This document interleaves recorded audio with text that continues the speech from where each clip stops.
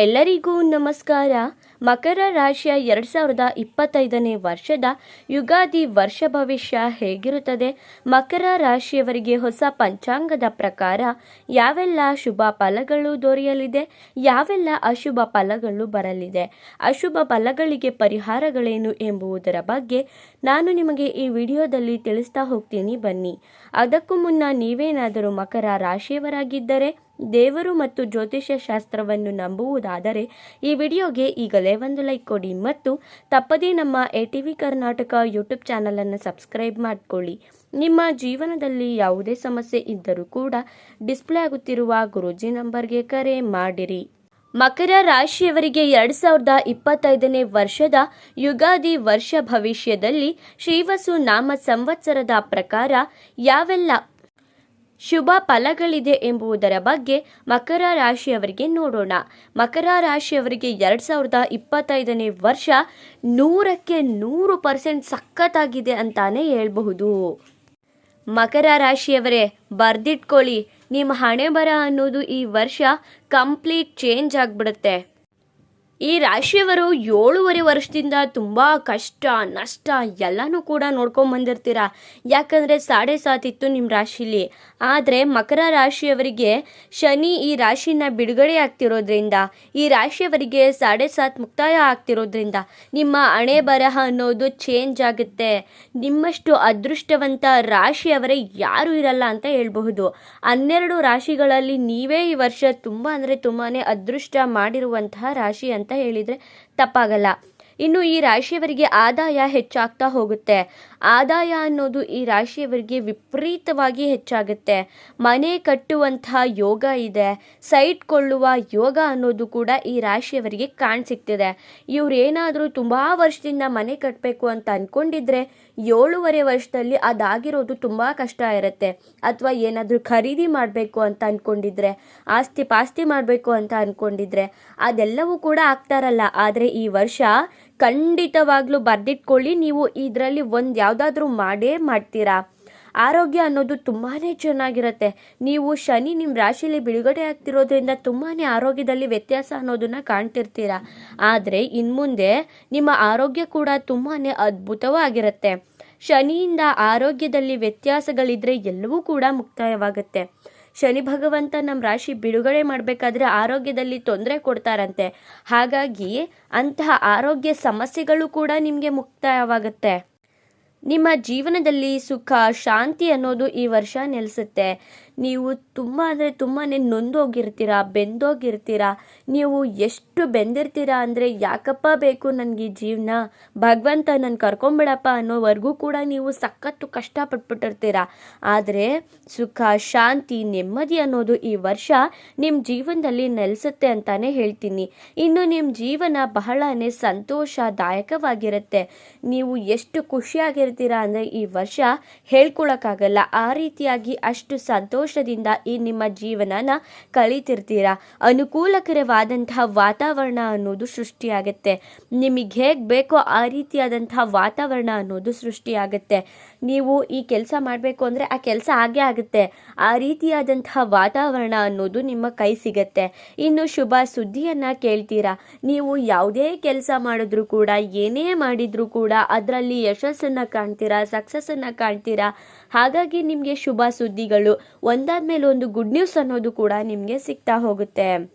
ಇನ್ನು ಉತ್ಸಾಹದ ಜೀವನ ನಿಮ್ಮದಾಗುತ್ತೆ. ಯಾವ ಥರ ಇರುತ್ತೆ ಅಂದರೆ ಉಲ್ಲಾಸ ಉತ್ಸಾಹ ಅನ್ನೋದು ನಿಮ್ಮ ಜೀವನದಲ್ಲಿ ಹೇಳ್ಕೊಳ್ಳೋಕ್ಕೆ ಆಗಲ್ಲ. ಆ ರೀತಿಯಾದಂತಹ ಒಂದು ಜೀವನ ಈ ವರ್ಷ ನಿಮ್ಮದಾಗುತ್ತೆ.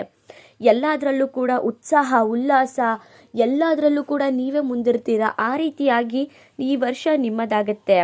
ಶ್ರವಣ ನಕ್ಷತ್ರದವ್ರಿಗಂತೂ ಅದ್ಭುತವಾದಂತಹ ಯೋಗ ಅಂತಾನೆ ಹೇಳ್ಬಹುದು. ನೀವೇನಾದರೂ ಶ್ರವಣ ನಕ್ಷತ್ರದಲ್ಲಿ ಜನಿಸಿದ್ರೆ ಮಕರ ರಾಶಿಯಲ್ಲಿ ಖಂಡಿತವಾಗ್ಲೂ ಕೂಡ ಈ ವರ್ಷ ನಿಮಗೆ ಅದ್ಭುತವಾಗೇ ಇರುತ್ತೆ. ಇನ್ನು ಶತ್ರುಗಳ ಮೇಲೆ ಜಯನ ಸಾಧಿಸ್ತೀರಾ. ಶತ್ರುಗಳ ಮೇಲೆ ನೀವೇ ಜಯಭೇರಿನ ಸಾಧಿಸ್ತೀರಾ. ಶತ್ರುಗಳ ಸಂಹಾರವಾಗುತ್ತೆ. ಕೋರ್ಟು ಕೇಸು ವ್ಯವಹಾರದಲ್ಲಿ ನಿಮ್ಮದೇ ಜಯ ಆಗಿರುತ್ತೆ. ತುಂಬ ವರ್ಷಗಳಿಂದ ಶನಿ 7.5 ಇರೋದ್ರಿಂದ ನಿಮ್ಮ ಕಡೆ ಯಾವುದೇ ಕಾರಣಕ್ಕೂ ಕೂಡ ಕೋರ್ಟು ಕಚೇರಿ ವಿಷಯಗಳು ಜಯಕ್ಕೆ ಸಿಗ್ತಾರಲ್ಲ, ನೀವು ಗೆಲ್ತಾರಲ್ಲ, ಅದೇ ರೀತಿಯಾಗಿ ನಿಂತಿರುತ್ತೆ. ಅಂಥದ್ರಲ್ಲೂ ಕೂಡ ನಿಮಗೆ ನೆಮ್ಮದಿ ಅನ್ನೋದು ಸಿಗುತ್ತೆ. ನೀವೇ ಅದರಲ್ಲಿ ಗೆಲ್ತೀರಾ ಅಂತಲೇ ಹೇಳ್ಬಹುದು. ಈ ವರ್ಷ ಖಂಡಿತವಾಗ್ಲೂ ಕೂಡ ನೀವು ಏನಾದರೂ ಒಂದು ಸಾಧನೆ ಅನ್ನೋದನ್ನು ಮಾಡೇ ಮಾಡ್ತೀರಾ. ಇನ್ನು ವಿದ್ಯಾರ್ಥಿಗಳಿಗೆ ಸಾಕಷ್ಟು ಬದಲಾವಣೆ ಅನ್ನೋದಾಗುತ್ತೆ ವಿದ್ಯಾಭ್ಯಾಸದಲ್ಲಿ. ಹಾಗೆಯೇ ಜ್ಞಾಪಕ ಶಕ್ತಿ ಅನ್ನೋದು ಹೆಚ್ಚಾಗುತ್ತೆ.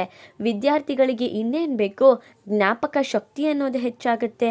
ಹಾಗೆಯೇ ವಿದ್ಯಾಭ್ಯಾಸದಲ್ಲಿ ಸಾಕಷ್ಟು ರೀತಿಯಾದಂತಹ ಒಳ್ಳೆ ರೀತಿಯ ಬದಲಾವಣೆಯನ್ನು ನೀವು ಕಾಣ್ತೀರಾ. ಇನ್ನು ವಿದ್ಯಾರ್ಥಿಗಳಿಗೆ ಭವಿಷ್ಯ ಅನ್ನೋದು ಉಜ್ವಲವಾಗಿರುತ್ತೆ.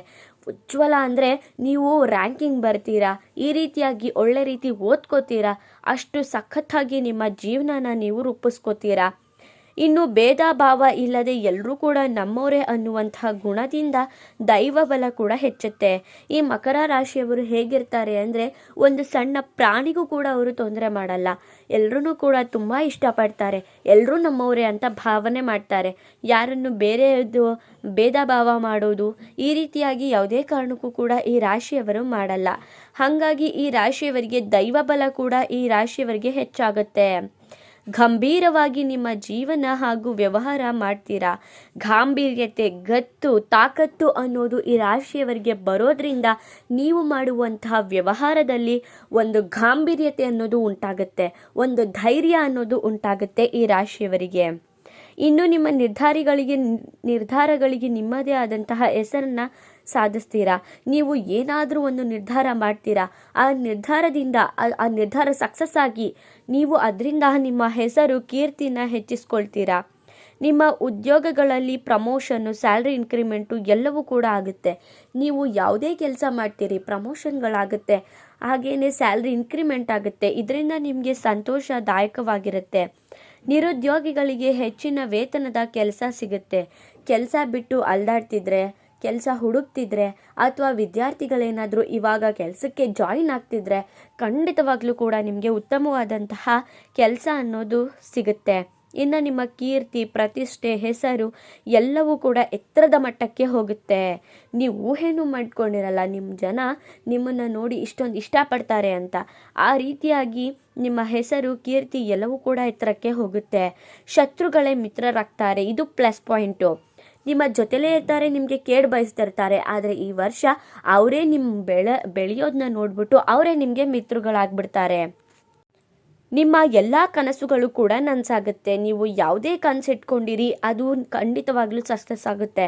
ಇನ್ನು ನಿಮ್ಮ ಆಸೆ ಆಕಾಂಕ್ಷೆಗಳು ಈಡೇರುತ್ತೆ. ಗೃಹ ನಿರ್ಮಾಣ ಯೋಗ ಇದೆ. ಇನ್ನು ವಿದೇಶಕ್ಕೆ ಹೋಗುವವರ ಕನಸು ಕೂಡ ನನಸಾಗುತ್ತೆ. ತೀರ್ಥ ಯಾತ್ರೆಗಳಿಗೆ ಹೋಗ್ತೀರಾ. ವಿವಾಹದ ಪ್ರಯತ್ನ ಮಾಡುವವರಿಗೆ ಖಂಡಿತವಾಗ್ಲೂ ಕೂಡ ವಿವಾಹವಾಗುತ್ತೆ. ಇನ್ನು ಶನಿ ಭಗವಂತನಿಂದ ಸಾಕಷ್ಟು ರೀತಿಯಾದಂತಹ ಯೋಗ ನಿಮ್ಮದಾಗುತ್ತೆ. ದೂರ ಪ್ರಯಾಣ ಯೋಗ ಇರುತ್ತೆ. ಹಣಕಾಸಿಗೆ ಯಾವುದೇ ರೀತಿಯಾದಂತಹ ಕುಂದು ಕೊರತೆ ಅನ್ನೋದು ಬರಲ್ಲ. ಇನ್ನು ಉದ್ಯೋಗಸ್ಥರಿಗೆ ಅಂದರೆ ಗೌರ್ಮೆಂಟ್ ಕೆಲಸ ಮಾಡ್ತೀರಿ, ಪ್ರೈವೇಟ್ ಕೆಲಸ ಮಾಡ್ತೀರಿ, ಇಲ್ಲ ನಾರ್ಮಲ್ ಆಗಿ ಯಾವುದೇ ಕೆಲಸ ಮಾಡ್ತೀರಿ, ಅನುಕೂಲಕರವಾಗಿರುತ್ತೆ. ನಿಮ್ಮ ಕೆಲಸದಲ್ಲಿ ಆತ್ಮ ತೃಪ್ತಿ ಅನ್ನೋದಿರುತ್ತೆ. ನಾನು ಮಾಡ್ತಿರೋ ಕೆಲಸ ನನಗೆ ತೃಪ್ತಿ ಕೊಡ್ತಿದ್ಯಪ್ಪ ಅನ್ನೋ ಥರ ನೀವು ನಿಮ್ಮ ಕೆಲಸನ ಮಾಡ್ತಿರ್ತೀರ. ನೀವು ಇಷ್ಟು ವರ್ಷ ಅನುಭವಿಸಿರುವಂತಹ ಎಲ್ಲ ಸಮಸ್ಯೆಗಳು ಕೂಡ ಪರಿಹಾರ ಆಗುತ್ತೆ. ನೀವು ಇಷ್ಟು ವರ್ಷಗಳಲ್ಲಿ ಏನೇನ ಕಳ್ಕೊಂಡಿದ್ದೀರೋ ಅದೆಲ್ಲವನ್ನು ಕೂಡ ಶನಿದೇವರು ನಿಮಗೆ ಖಂಡಿತವಾಗ್ಲೂ ಕೂಡ ಮರಳಿ ವಾಪಸ್ ಕೊಡ್ತಾರೆ. ಇನ್ನು ಇಷ್ಟೆಲ್ಲ ಶುಭ ಫಲಗಳನ್ನ ನೋಡಿದ್ರಿ. ಅಶುಭ ಫಲಗಳನ್ನ ನೋಡಿದ್ರೆ ಡಿಸೆಂಬರ್ ತಿಂಗಳಲ್ಲಿ ಆರೋಗ್ಯದಲ್ಲಿ ಸ್ವಲ್ಪ ಏರುಪೇರಾಗಬಹುದು. ಸ್ವಲ್ಪ ಹುಷಾರಾಗಿರಿ ಅಷ್ಟೇ. ಇನ್ನು ಪರಿಹಾರ ಏನು ಮಾಡ್ಕೋಬೇಕು ಅಂತ ನೋಡಿದ್ರೆ ಪ್ರತಿ ಬುಧವಾರ ಮಹಾಗಣಪತಿಯ ಆರಾಧನೆ ಮಾಡಿ. ಹಾಗೆ ಪ್ರತಿ ತಿಂಗಳು ಬರುವಂತಹ ಸಂಕಷ್ಟಹರ ಚತುರ್ದಶಿ ದಿವಸ ಉಪವಾಸ ಸತ್ಯಾಗ್ರಹ ಮಾಡಿ. ನೀವು ಖಂಡಿತವಾಗ್ಲೂ ಕೂಡ ಅದರಲ್ಲಿ ಸಕ್ಸಸ್ಸನ್ನು ಕಾಣ್ತೀರಾ. ಇನ್ನಷ್ಟು ಫಲಗಳನ್ನ ನೀವು ಬರಮಾಡ್ಕೊಳ್ತೀರಾ. ನೋಡಿದ್ರಲ್ಲ ನಿಮ್ಮ ರಾಶಿ ಹೇಗಿದೆ ಅಂತ. ನೀವು ಕೂಡ ಮಕರ ರಾಶಿಯವರಾಗಿದ್ದರೆ ದಯವಿಟ್ಟು ಈ ವಿಡಿಯೋನ ಎಲ್ಲರಿಗೂ ಕೂಡ ಶೇರ್ ಮಾಡಿ. ನಿಮ್ಮ ಅನಿಸಿಕೆ ಅಭಿಪ್ರಾಯನ ಕಮೆಂಟ್ ಮಾಡಿ. ಹಾಗೆ ಮುಂದಿನ ಹೊಸ ವಿಡಿಯೋ ಜೊತೆ ಸಿಗ್ತೀನಿ. ಅಲ್ಲಿವರೆಗೂ ನೋಡ್ತಾ ಇರಿ ನಮ್ಮ ಚಾನಲ್. ಧನ್ಯವಾದಗಳು.